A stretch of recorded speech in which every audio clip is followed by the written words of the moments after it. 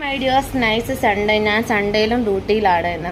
അപ്പോൾ ഇന്നലെ ഒരു സാറ് വന്നു നൈസിലിൻ്റെ പൗഡർ മേടിക്കാനായിട്ട്. അപ്പോൾ ആ സാറ് പറയുക, സാറ് 8 വർഷങ്ങൾക്ക് മുമ്പ് ആന്ധ്രാപ്രദേശിൽ എന്തോ ചൂട് സഹിക്കാൻ പറ്റാത്ത ചൂട് വന്നപ്പോൾ മേടിച്ചതാണ്.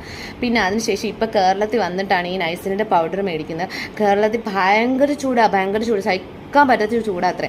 എന്നിട്ട് ആ സാറ് പറയുക, എങ്ങനെ ചൂട് വരാതിരിക്കും മോളെ, ഒരു സെൻറ്റ് ഭൂമിയുണ്ട്, അതിനകത്ത് ഒരു കെട്ടിടം കൊടുത്തിട്ട് കെട്ടി എത്ര മേളിലേക്ക് കെട്ടാൻ പറ്റുമോ അത്രയും കെട്ടിയിട്ട് വാടകയ്ക്ക് കൊടുക്കും. ഉള്ള സ്ഥലങ്ങളെല്ലാം കോൺക്രീറ്റ് ചെയ്തിടും കംപ്ലീറ്റ്. ഒരു തണൽ മരം എടുക്കാനില്ല. ഉള്ള തണൽ മരം കൂടി മുറിച്ച് തള്ളും. പിന്നെ ബിൽഡിങ്ങുകൾ കെട്ടിപ്പൊക്കണേനാണെങ്കിൽ കണക്കൂല, കയ്യിൽ എന്തോരം ബിൽഡിങ്ങുകളാണ് കെട്ടിപ്പൊക്കി കൊണ്ടുപോകണത്. അപ്പോൾ പിന്നെ എങ്ങനെ നമുക്കിവിടെ ചൂട് താങ്ങാൻ പറ്റും എന്നാണ് അദ്ദേഹം ചോദിക്കുന്നത്. നമ്മളെല്ലാം അടുത്ത വർഷം ഇതിനേക്കാൾ ഹെവി ചൂടായിരിക്കും. അടുത്ത വർഷം നമ്മളൊക്കെ ചൂട് കൊണ്ട് സത്ത് പോകും എന്നാണ് ആ സാറ് പറഞ്ഞത്. സത്ത് പോട്ടെ എല്ലാവരും, അത് തന്നെ നല്ലത്.